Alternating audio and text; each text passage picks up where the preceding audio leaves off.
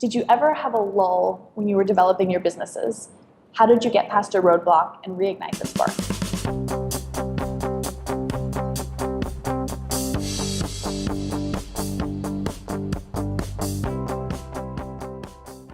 That's a great question. I think almost all entrepreneurs have lulls at some point.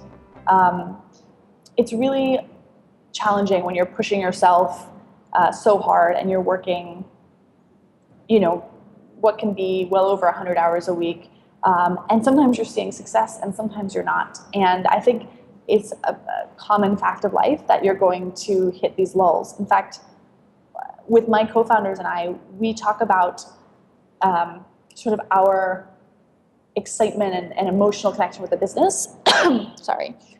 Following, it's almost like a sine wave. Like sometimes you're up, sometimes you're down. And one of the nice things about having co-founders that you're very close to is you're never at the same point in your sine wave. So there are times when I'm just tired. Feel like I've worked like every hour and every weekend, and it's like there's no light at the end of the tunnel. And I'll go talk to Melissa or Alex, and they're like, think about this, and they can pull me up. And there's times when I do the same for them.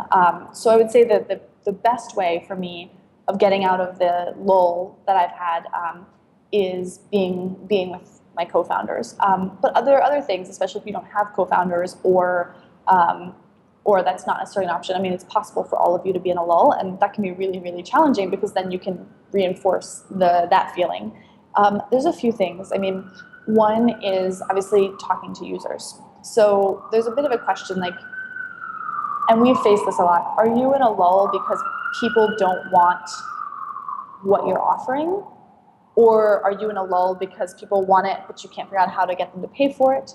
Or are you in a lull because people want it, but investors don't understand, or you don't have the capital to continue? And each of those has different outcomes, but I find, we, especially early on in the Muse's life, it's just impossible for us to get funding. The very first time we went out to fundraise, I pitched 150 people, and 148 said no, and 2 said yes. Now, it was before we got into Y Combinator, before we raised 1.2 million in venture funding, but it was a lot of rejection at all at the same time. And a lot of those people said, I don't buy this. I think it's a small business. I'm not sure you're going to be successful. You seem too nice to be a founder. I mean, everything. And obviously some of them were nice as well, but you remember the ones that, hit you the hardest. And I was definitely in a, I don't know if a lull's the right word, like more like a crevasse. But for me, I spent a little bit of time really focusing on why I had started the Muse in the first place, and the fact that I did think we were solving a problem for people. And I did my best to speak to and connect with the users who were coming to the site, because that's one way that, 100 investors can tell you that you're wrong. But if 100 users are telling you, this makes a difference in my life every day, I don't know what I did before this, I love it, it's valuable, that can help you push through. And it can help you also understand why you're in the lull. And I think sometimes, and I've seen this, at my first company or with other companies that went through Y Combinator with us, sometimes you're in a lull because it's not working, but it's hard to admit that to yourself.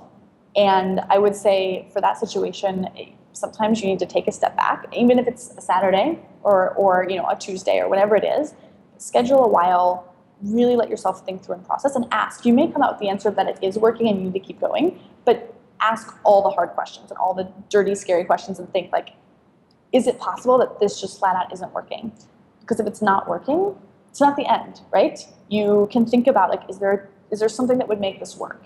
Is the answer that I need, that the market hasn't caught up, or that the timing's not right, and therefore I need to think about working for someone else's startup or consulting or doing something for a period of time until the market catches up and I can double down?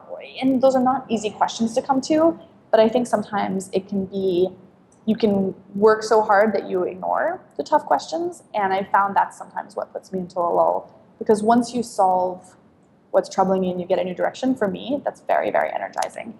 And then the last is like, you do have to take breaks. And I'm not always great at that myself, but I do believe that sometimes having that perspective and that time, away from the business, even if it's, it's a day, if it's a weekend, like if it's a trip away, whatever it is that you need can be very helpful in recharging. So hopefully that's a helpful answer to your question.